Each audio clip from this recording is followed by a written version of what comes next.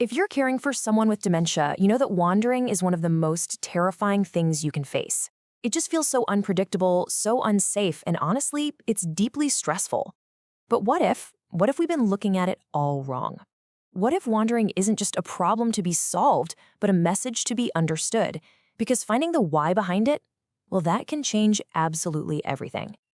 Just imagine hearing these words every single day. Same time, same urgency in their voice. This one sentence gets right to the heart of it, doesn't it? There's a feeling of purpose there, a deep sense of duty that feels 100% real to them. This isn't just confusion, it's a mission. So let me tell you about a woman we'll call Mrs. L. For her daughter, the clock on the wall became an enemy. It was a countdown to anxiety every single afternoon. Because, like clockwork, that powerful need to leave would hit. And with it, this wave of panic for everyone. And that predictability, that's the key. Her daughter tried everything, alarms, new locks, but they just felt like traps. She was always reacting, always one step behind, never ahead of it. And that cycle of fear and reaction is it's exhausting. But it's also a clue.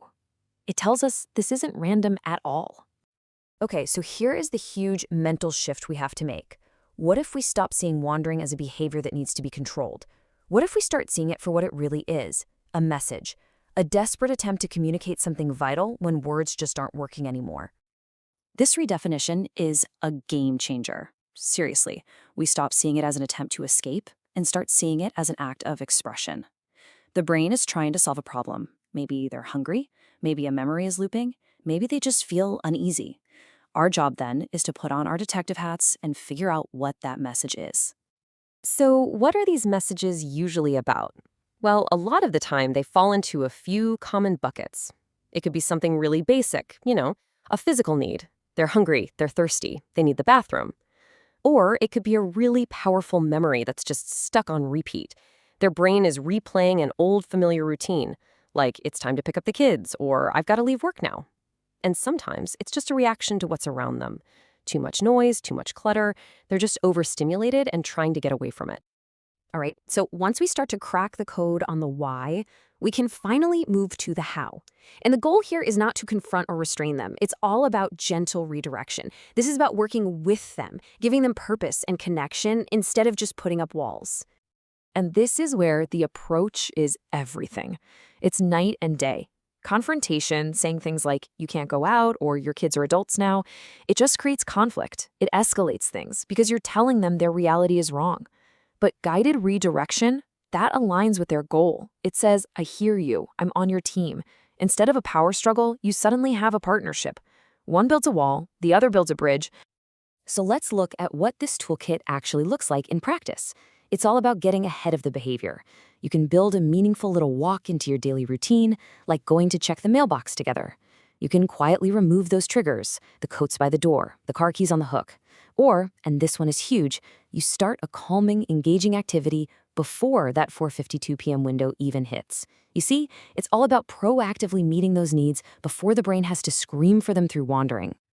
Now, even with all these strategies, there are still some really deep, often painful questions that come up for caregivers. So let's just tackle a couple of the biggest ones head on. This might be the most heartbreaking question of all. Your loved one is standing right there in the living room they've been in for decades, and they look at you with desperation in their eyes and say they need to go home. What on earth does that mean? And the answer is that home isn't a physical place anymore. It's a feeling. It's a time. They aren't looking for a building. They're searching for a time in their life when things made sense, when they felt safe, capable, and had a clear purpose. They're trying to get back to that feeling. Which leads us to this really difficult ethical question. When you go along with it and say, oh, tell me about your kids, instead of correcting them and saying, your kids are grown, it can feel like you're lying, and that can feel really wrong. But let's be really clear about this. Validation is not lying. It is connection.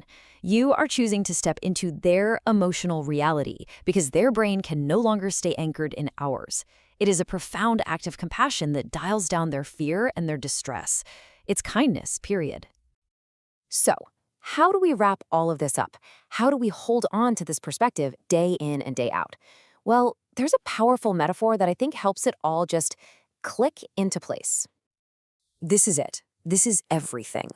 Wandering isn't them being difficult or stubborn, it's their brain doing its absolute best, using an old, worn-out map of memories and routines to try and navigate a world that, well, it just doesn't match the map anymore.